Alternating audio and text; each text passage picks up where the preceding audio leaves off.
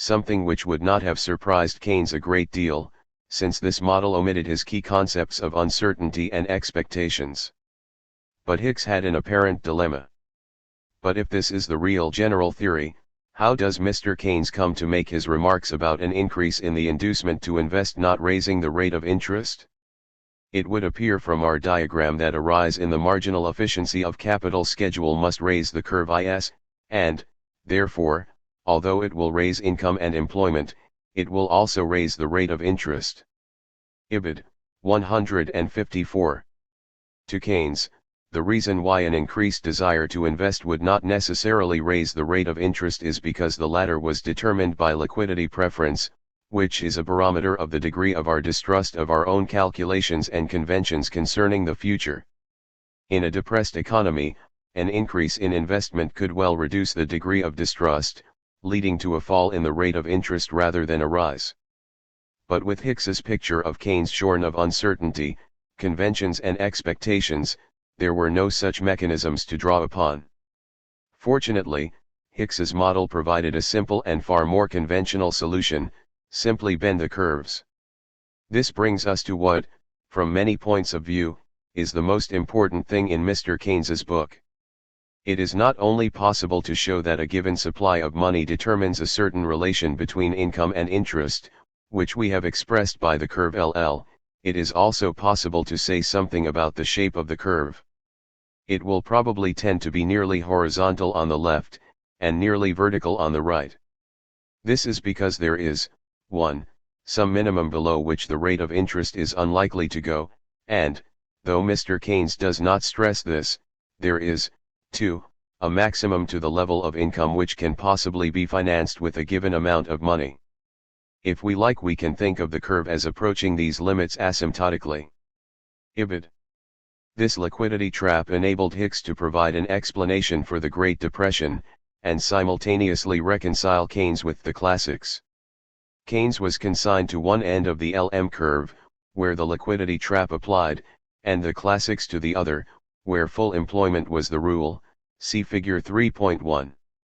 In the classical range of the LM curve, conventional economics reigned supreme. There was a maximal, full employment level of income, where any attempts to increase output would simply cause a rising interest rate, or inflation, in extensions of the IS-LM model. In the Keynesian region, monetary policy, which moved the LM curve, was ineffective, because the LM curve was effectively horizontal, but fiscal policy, which moved the IS curve, could generate greater output, and hence employment, without increasing interest rates. A higher level of government expenditure could shift the IS curve to the right, thus moving the point of intersection of the IS and LM curves to the right and raising the equilibrium level of output. 10.4 Reconciling Keynes with the classics. Hicks put the position pithily. In the Keynesian region of his model, a depression can ensue because traditional monetary policy is ineffective, but Keynes's prescription of fiscal policy can save the day, so the general theory of employment is the economics of depression. Ibid. 155.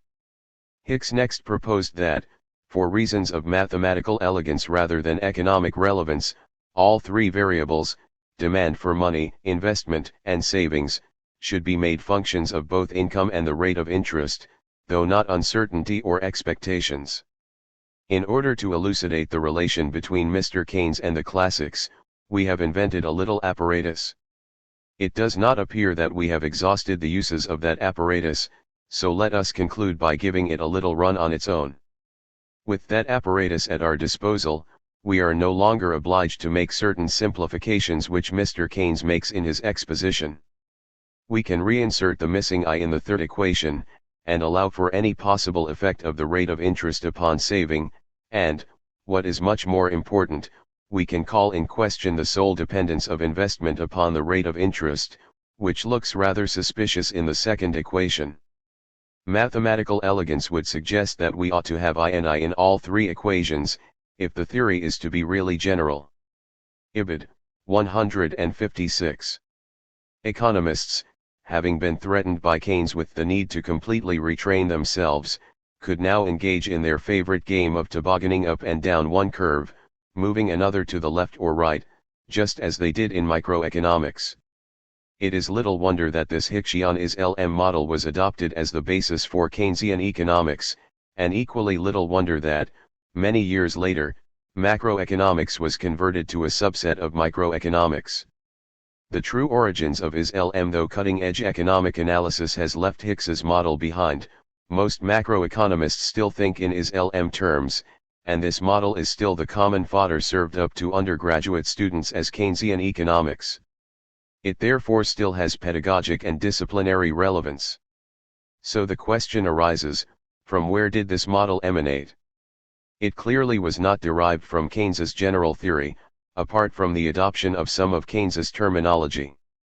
The mystery of its origins was finally solved by one Sir John Hicks, an older, benign, and somewhat wiser J.R. Hicks. ISLM, an apology. Hicks's detective work was published in a paper entitled Is-LM, an explanation, 18, but in many ways it was an apology.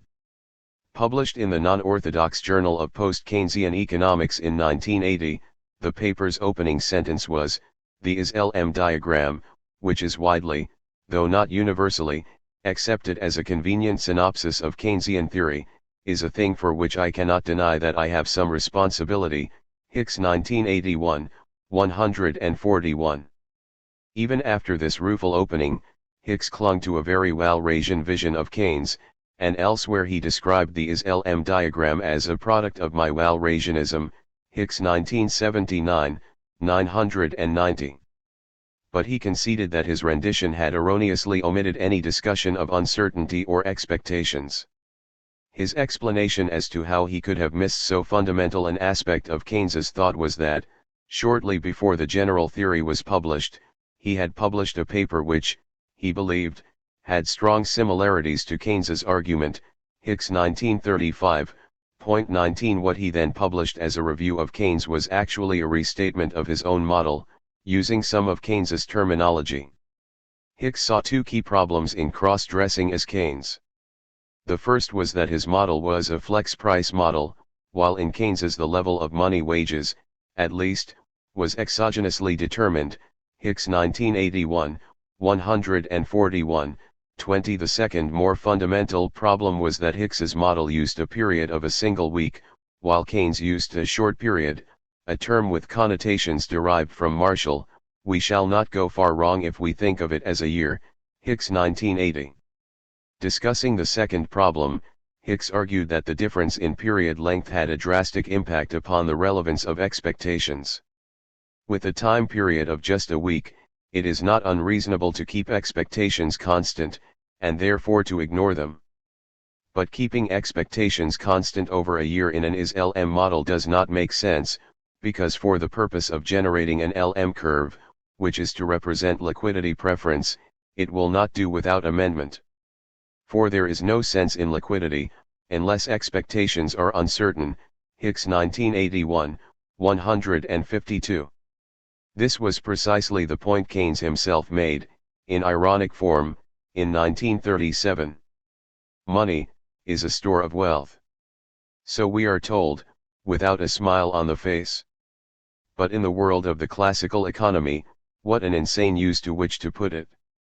For it is a recognized characteristic of money as a store of wealth that it is barren, whereas practically every other form of storing wealth yields some interest or profit. Why should anyone outside a lunatic asylum wish to use money as a store of wealth? Because, partly on reasonable and partly on instinctive grounds, our desire to hold money as a store of wealth is a barometer of the degree of our distrust of our own calculations and conventions concerning the future. The possession of actual money lulls our disquietude, and the premium which we require to make us part with money is the measure of the degree of our disquietude. Keynes 1937, 215-16.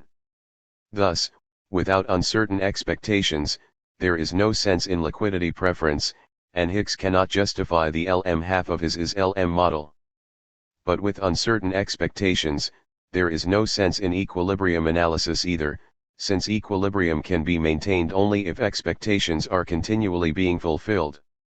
Hicks concluded that the equilibrium/constant expectations framework of the is-LM model was theoretically unsound, and practically irrelevant to the problems of the macroeconomy.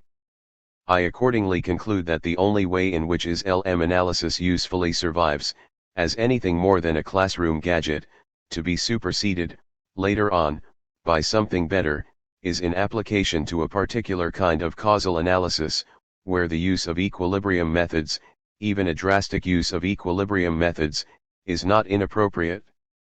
When one turns to questions of policy, looking towards the future instead of the past, the use of equilibrium methods is still more suspect. For one cannot prescribe policy without considering at least the possibility that policy may be changed. There can be no change of policy if everything is to go on as expected, if the economy is to remain in what, however approximately, may be regarded as its existing equilibrium. Hicks 1981. There is one more, crucial weakness in Hicks's model that he touched upon but did not consider properly, and which would invalidate his model even if an LM curve could be derived, his use of Walras's law to reduce the number of markets in the model from 3 to 2. Keynes had three elements in his theory: the marginal efficiency of capital, the consumption function, and liquidity preference. The market for goods, the market for bonds, and the market for money, ibid. 142. He then explained that he dropped the second of these markets by applying Walras's law. One did not have to bother about the market for loanable funds, since it appeared, on the Walras analogy, that if these two markets were in equilibrium, the third must be also. So I concluded that the intersection of IS and LM determined the equilibrium of the system as a whole, ibid.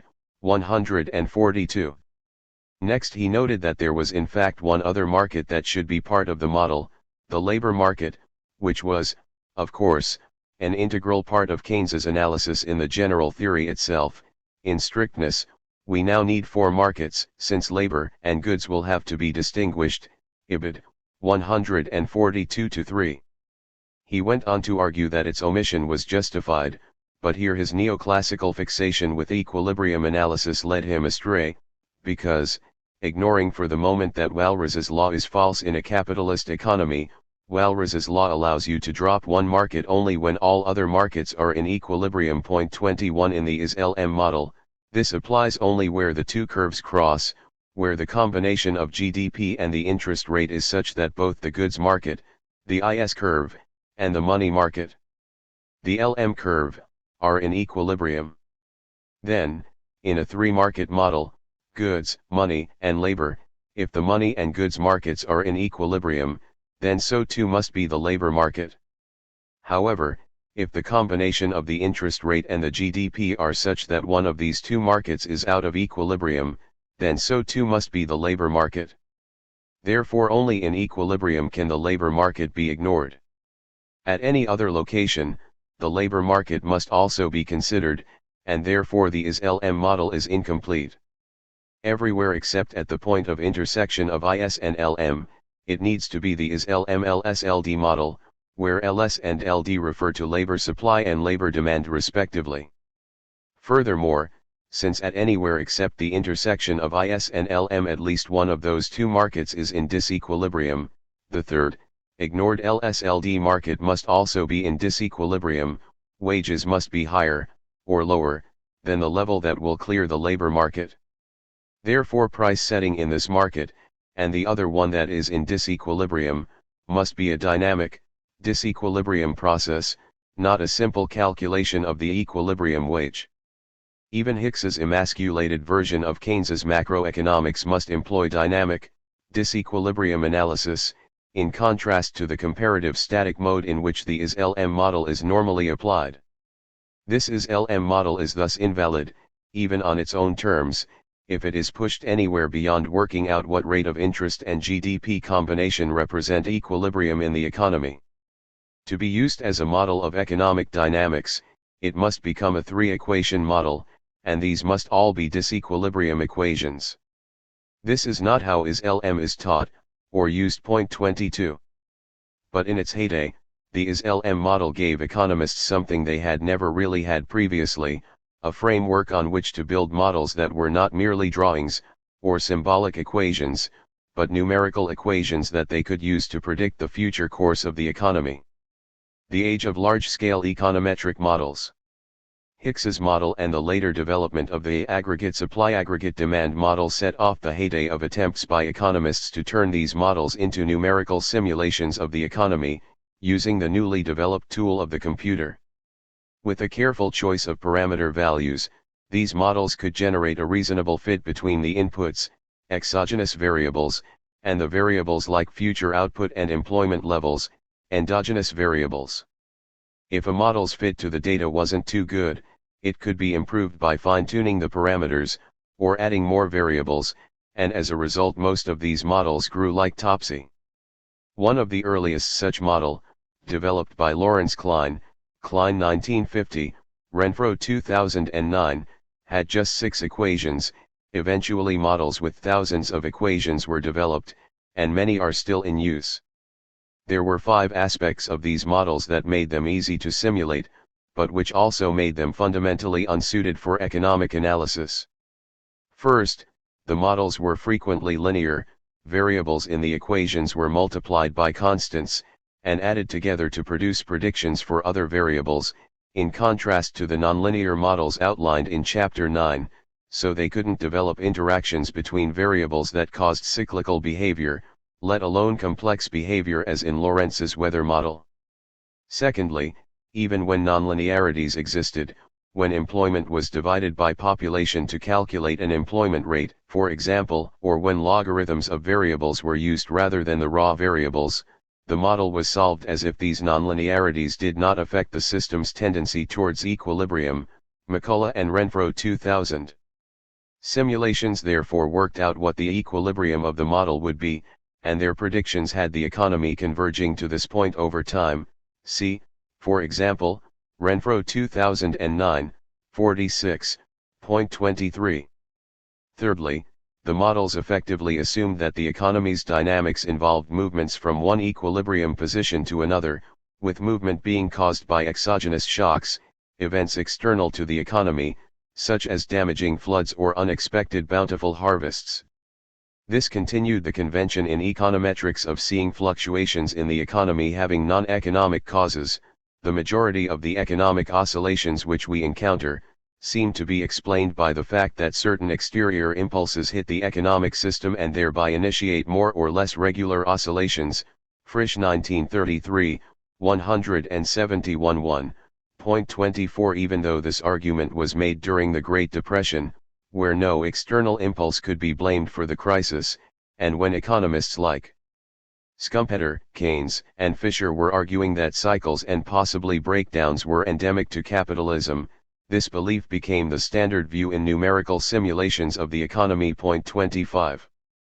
Fourthly, they were based on a neoclassical vision of the economy, and therefore omitted the credit and debt variables that we now know are crucial to macroeconomics.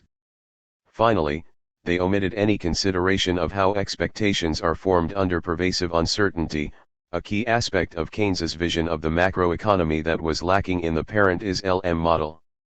There were therefore many good grounds on which these models could have been criticized. However, the one focused on by economists was something entirely different. They objected to these numerical models simply because, as with Hicks's stylized IS-LM model from which they were derived, they argued that there could be involuntary unemployment, and that the level of unemployment could be affected by government demand management policies, conclusions which neoclassical economists mistakenly believed contradicted neoclassical microeconomics. From IS-LM to the representative agent. Hicks's critical epiphany about the IS-LM model came far too late to stop the revisionist juggernaut he had set in motion by reinterpreting Keynes as a Walrasian back in 1937. His recantation in 1981 was generally ignored by economists, who, if they were aware of it at all, would have been more inclined to put his views down to approaching senility than to any blinding logical revelation. In any case, the gradual demolition of IS-LM by economists was substantially advanced by 1980.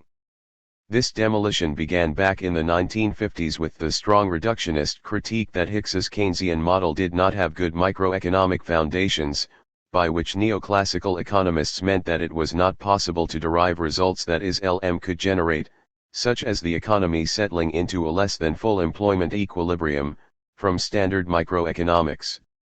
Of course, in making this critique they were profoundly ignorant of the aggregation errors in the theory itself that I have outlined in preceding chapters. Properly understood, it is possible to derive results like involuntary unemployment from a neoclassical model. A properly derived market demand curve can have any shape at all, Chapter 3, leading to a market marginal revenue curve that would therefore intersect the constant or falling marginal cost curve, Chapters 4 and 5, in its market in multiple locations. Complexities in distribution and production covered in Chapters 6 and 7 would complicate the outcome even further, while price setting would have to be done in dynamic disequilibrium, raising the specter of nonlinear dynamics and chaos, Chapter 9. A macroeconomic model derived properly from neoclassical foundations would probably be more chaotic than the real world itself, even without introducing the complications the neoclassical model omits by improperly excluding money and debt from its analysis. Point 26. However, all this was unknown to the neoclassicals, who continually chipped away at the IS-LM model and its cousin the AS-AD model, aggregate supply aggregate demand, and even to the many defenders of these models. Non-orthodox economists, who were aware of these issues, watched on in bemused horror as a model that was already a bastardization of Keynes's analysis 27 was further emasculated over time. The extent to which this was an agenda driven by ignorance rather than wisdom can be seen in the memoir of Nobel laureate Robert Lucas, one of the key actors in this process, when he delivered the keynote address to the 2003 History of Political Economy conference. He began by asserting stridently that he was once a Keynesian. My credentials? Was I a Keynesian myself? Absolutely. And does my Chicago training disqualify me for that? No, not at all. Our Keynesian credentials, if we wanted to claim them, were as good as could be obtained in any graduate school in the country in 1963. Then he continued. I thought when I was trying to prepare some notes for this talk that people attending the conference might be arguing about Axel Lejeunhufvud's thesis that IS-LM was a distortion of Keynes, but I didn't really hear any of this in the discussions this afternoon. So I'm going to think about IS-LM and Keynesian economics as being synonyms. I remember when Lejeunhufvud's book came out and I asked my colleague Gary Becker if he thought Hicks had got the general theory right with his IS-LM diagram. Gary said, well, I don't know, but I hope he did, because if it wasn't for Hicks I never would have made any sense out of that damn book. That's kind of the way I feel, too, so I'm hoping Hicks got it right. Lucas 2004, 13-14, emphases added. This was over 20 years after Hicks himself said that he had got it wrong. And Lucas had the hide to call himself a Keynesian, when he admits that if it wasn't for Hicks, both he and fellow Nobel laureate Gary Becker never would have made any sense out of that damn book. This is one reason I bridle when I hear the comment that Keynesian economics has failed. What most self-described Keynesians in economics mean by the word Keynesian is the economics of Hicks and Samuelson, not Keynes.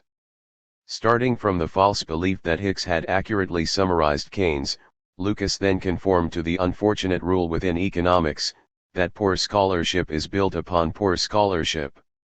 He played a crucial role in undermining IS-LM analysis itself in the early 1970s, first with the development of rational expectations macroeconomics and then with what became known as the Lucas critique, an attack on using numerical macroeconomic models as a guide to policy. These developments led to the final overthrow of any aspect of Hickshian, let alone Keynesian, thought from mainstream macroeconomics. In the ultimate fulfillment of the program of strong reductionism, macroeconomics was reduced to no more than applied microeconomics, and based on the premise that all the concepts that I have shown to be false in the preceding chapters were instead true. Lucas's assault on IS-LM 28 with Hicks's IS-LM model accepted as providing a mathematical expression of Keynes, Lucas 1972, focused on models that economists had constructed using Hicks's model as a foundation, which concluded that macroeconomic policy could alter the level of economic activity. He began by conceding that most economists believed that the Phillips curve accurately described the trade-off society faced between inflation and unemployment.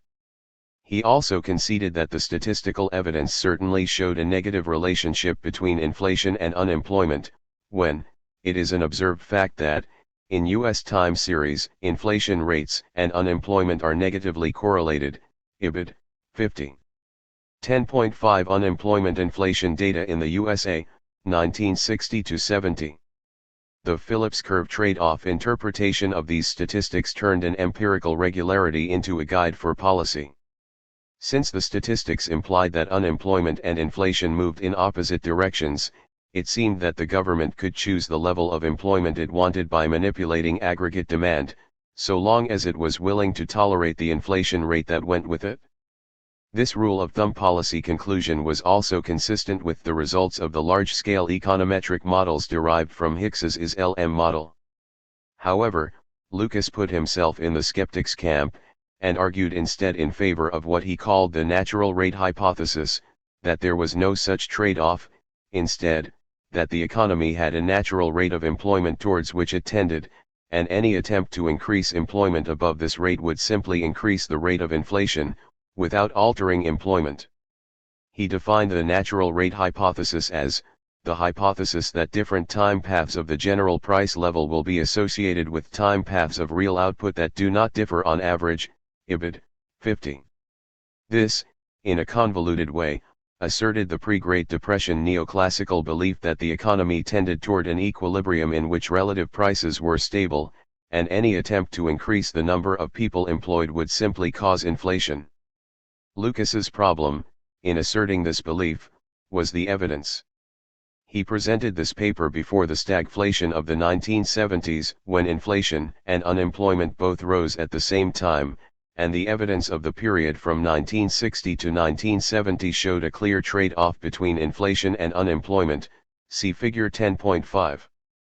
Though the inflation-unemployment data at the precise date at which he spoke had a much higher unemployment level than had been experienced at a comparable rate of inflation in the 1960s, shortly after he spoke, in October 1970, the inflation rate plunged in an apparent lagged response to the rise in unemployment during the 1969–70 recession. 10.6 Unemployment, inflation data in the USA, 1950–72. How then to justify skepticism about what seemed an obvious reality?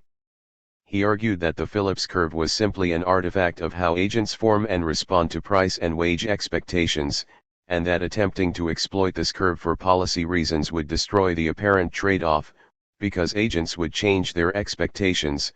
The main source of this skepticism is the notion that the observed Phillips curve results from the way agents form and respond to price and wage expectations, and that attempts to move along the curve to increase output may be frustrated by changes in expectations that shift the curve, IBID, 50. Lucas thus accepted the empirical evidence of the negative relationship between inflation and unemployment, in that a higher level of inflation was statistically correlated with a lower level of unemployment. However, he argued that this could not be used as a policy tool, alleging that attempts to drive unemployment down by driving inflation up would simply result in higher inflation at the same rate of unemployment. This was not an entirely new argument. Friedman had made a similar assertion 2 years earlier, Friedman 1968, using what became known as adaptive expectations, Friedman 1971, 331. But Milton's model wasn't good enough for Lucas, though not for the reasons you might expect. Helicopter Milton Ben Bernanke copped the nickname Helicopter Ben for his observation that a deflation could always be reversed by the government printing money. The US government has a technology, called a printing press, that allows it to produce as many US dollars as it wishes at essentially no cost. By increasing the number of US dollars in circulation under a fiat, that is, paper, money system, a government should always be able to generate increased nominal spending and inflation, and sufficient injections of money will ultimately always reverse a deflation. Bernanke 2002a. However, the helicopter part of the nickname alluded not to work by Bernanke, but by his intellectual mentor Milton Friedman, who, more than any other neoclassical, was responsible for the overthrow of the IS-LM model and its replacement by a resurgent neoclassical orthodoxy. In any sane discipline, Friedman's starting point for his dismantling of the then Keynesian orthodoxy would have been good enough reason to ignore him completely, if not recommend he see a psychiatrist. A key aspect of the neoclassical model is the proposition known as money neutrality, that the nominal quantity of money has no effect on the real performance of the macroeconomy, apart from causing inflation. Friedman reasserted that belief, but also clearly stated the condition required for it to operate in reality. The condition was that, if the quantity of money in circulation increased by some factor, then all nominal quantities including the level of debts was also increased by the same factor. It is a commonplace of monetary theory that nothing is so unimportant as the quantity of money expressed in terms of the nominal monetary unit, dollars, or pounds, or pesos. Let the unit of account be changed from dollars to cents, that will multiply the quantity of money by 100, but have no other effect.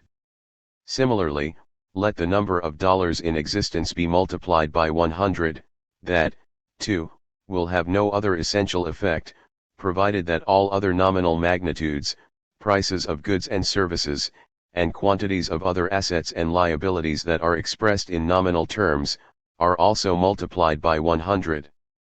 Friedman 1969, 1, emphases added.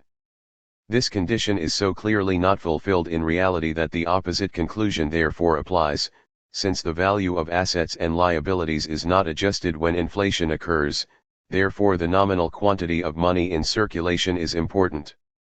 However, Friedman, who had already given us the assumptions don't matter methodological madness, continued straight on as if it didn't matter that this condition was not fulfilled in reality. Friedman's next counterfactual assertion was that, left to its own devices, a free market economy with no growth and a constant stock of money would settle into an equilibrium in which supply equaled demand in all markets, and all resources including labor were fully employed, where full employment was defined as supply equaling demand at the equilibrium real wage 29. Let us suppose that these conditions have been in existence long enough for the society to have reached a state of equilibrium. Relative prices are determined by the solution of a system of Walrasian equations, IBID, 3. He then considered what would happen to money prices in such a situation if there was a sudden increase in the money supply. Let us suppose now that one day a helicopter flies over this community and drops an additional $1,000 in bills from the sky, which is, of course, hastily collected by members of the community. Let us suppose further that everyone is convinced that this is a unique event which will never be repeated, IBID, 4-5. If you are gobsmacked by this absurd vision of how money is created, dropped from the air like manna from heaven, brace yourself, ideas even more absurd than this are about to come your way. Friedman's helicopter is of course a parable for the behavior of a central bank, which is not a market actor, that injects money into the system, as Bernanke has himself done twice already, though during the Great Recession rather than when the economy was in a state of equilibrium 30. But it is a parable which takes for granted that the money supply is completely under the Fed's control, that it is exogenous in the parlance of economics. In contrast, the empirically derived endogenous theory of money I'll outline in Chapter 14 argues that the money supply is largely outside the Fed's control. However, with his simplistic model of money creation, Friedman decided that the consequence of doubling the money supply would be that nominal prices would ultimately double. Relative prices and real output would be unaffected in the long run, but, in an important qualification compared to Lucas's later analysis, Friedman conceded that in the interim there could be disturbances to relative prices and the levels of output and employment. It is much harder to say anything about the transition. To begin with, some producers may be slow to adjust their prices and may let themselves be induced to produce more for the market at the expense of non-market uses of resources. Others may try to make spending exceed receipts by taking a vacation from production for the market. Hence, measured income at initial nominal prices may either rise or fall during the transition. Similarly, some prices may adjust more rapidly than others, so relative prices and quantities may be affected. There might be overshooting and, as a result, a cyclical adjustment pattern. Ibid. 6. Friedman then extended this one-off thought experiment to a theory of inflation by assuming that this helicopter drop of money becomes a continuous process. Let us now complicate our example by supposing that the dropping of money, instead of being a unique, miraculous event, becomes a continuous process, which, perhaps after a lag, becomes fully anticipated by everyone. Money rains down from heaven at a rate which produces a steady increase in the quantity of money, let us say, of 10% per year. Ibid. 8, emphasis added. The highlighted phrase in the preceding quote is what Friedman later called adaptive expectations. People form expectations of what will happen in the future based on experience of what has happened in the recent past. He also considered that there could be disturbances in the short term in this new situation of a permanent 10% per annum increase in the money supply, if individuals did not respond instantaneously, or if there were frictions, the situation would be different during a transitory period. The state of affairs just described would emerge finally when individuals succeeded in restoring and maintaining initial real balances, Ibid. 10. However, in the long run, these disturbances dissipate and the economy settles into a long-run equilibrium where all real magnitudes, relative prices, output, employment, are the same as before, but the absolute price level is rising at 10% per annum. This occurs not because markets are in disequilibrium with demand exceeding supply, causing prices to rise, but because of the expectations all agents have formed that prices always rise by 10% per annum. It is thus expectations which cause prices to rise, rather than disequilibrium. One natural question to ask about this final situation is, what raises the price level, if at all points markets are cleared and real magnitudes are stable? The answer is, because everyone confidently anticipates that prices will rise, Ibid. This was the basis for Friedman's argument against Keynesian demand management policies, which attempted to exploit the apparent negative relationship between unemployment and the rate of inflation. Though a higher rate of growth of the money supply could in the transition cause employment to rise, ultimately the economy would